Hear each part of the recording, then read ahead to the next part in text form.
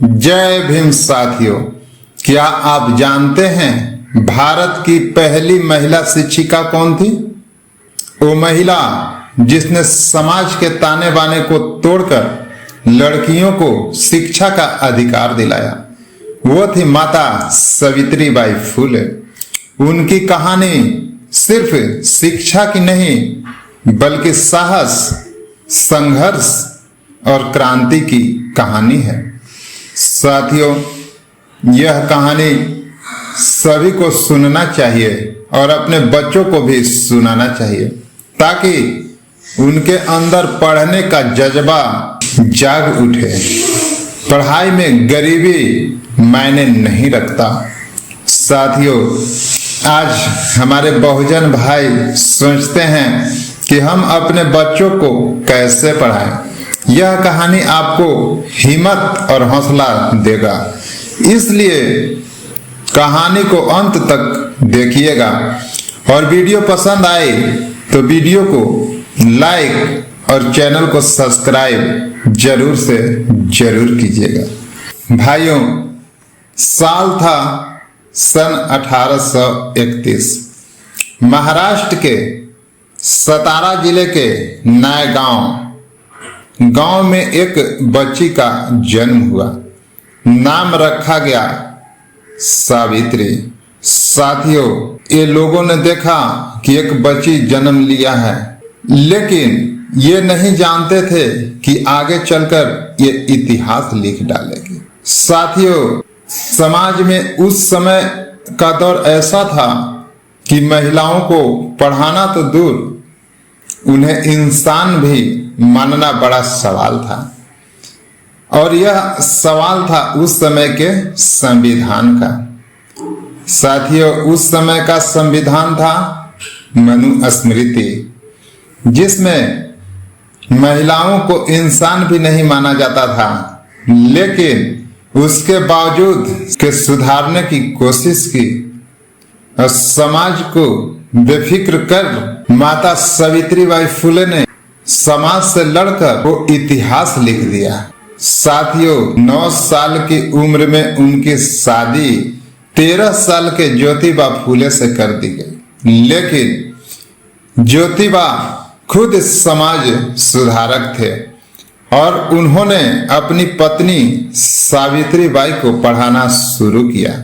सोचिए साथियों, जब औरतों को पढ़ाई के लिए घर से निकलना ही अपमान माना जाता था, पाप माना जाता था, तब एक पति अपनी पत्नी को पढ़ाना शुरू करता है। यही था बदलाव का पहला कदम।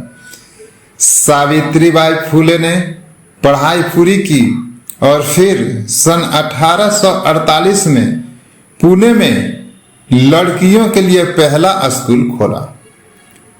साथियों, यही वो फल था जब भारत को मिली अपनी पहली महिला शिक्षिका। आज जिस महिला शिक्षा को हम सामान्य मानते हैं, उसकी नींव सावित्रीबाई ने पत्थर फेंक कर बनाई थी। लेकिन सफर आसान नहीं था। जब भी माता सावित्रीबाई स्कूल पढ़ाने जाती, लोग उन कीचड़ फेंकते थे। साथियों, समाज उन्हें अपमानित करता था, लेकिन माता सावित्रीबाई फुले समाज को दरकिनार किया और अपने हौसले को टूटने नहीं दिया। औरत होकर पढ़ा रही है ऐसा समाज कहते थे, लेकिन माता सावित्रीबाई फुले हर रोज एक जोड़ी साड़ी साथ ले जाती थी। साड़ी इसलिए साथ ले जाती थी कि जब वो घर से स्कूल पढ़ाने को जाते थे तो बीच रास्ते में उनके ऊपर गंदी नाली की कीचड़ फेंक देते थे। गंदी साड़ी बदलकर नए कपड़े पहनकर बच्चों को पढ़ाती थी। यह जज्बा ही उन्हें महिला शिक्षा की जननी बनाता है। साथियों, माता सावित्रीबाई और ज्योतिबा फुले ने सिर्फ लड़कियों को ही नहीं बल्कि दलितों और पिछड़ों के बच्चों के लिए भी स्कूल खोले। उनके लिए शिक्षा ही असली हथियार थी। उन्होंने कहा, अगर तुम पढ़ोगे तभी तुम्हारे पांव की बेड़ियां टूटेगी।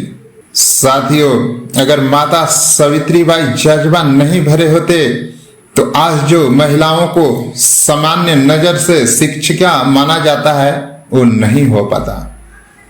माता सावित्रीबाई फुले सिर्फ शिक्षा ही नहीं, बाल विवाह, विधवा शोषण और जातिवाद के खिलाफ भी आवाज उठाई। माता सावित्रीबाई विधवाओं और अनाथ बच्चों को सहारा दिया। उनके घर में बाल हत्या प्रतिबंधक गृह चलता था, जहां अनचाहे बच्चों को सुरक्षित पनाह मिलती थी। साथियों, सन 1897 में जब पुणे में भयंकर प्लेग फैला, माता सावित्रीबाई खुद बीमारों की सेवा करने लगी। बीमारों की सेवा करते करते माता सावित्रीबाई खुद प्लेग की चपेट में आ गई और 10 मार्च सन 1897 को उनका निधन हो गया।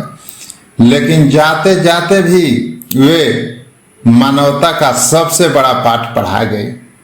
आज अगर हमारी बहन बेटियां स्कूल कॉलेज जाती हैं तो यह सिर्फ कानून या संविधान की वजह से नहीं है, इसकी नींव रखी थी माता सावित्रीबाई फुले ने।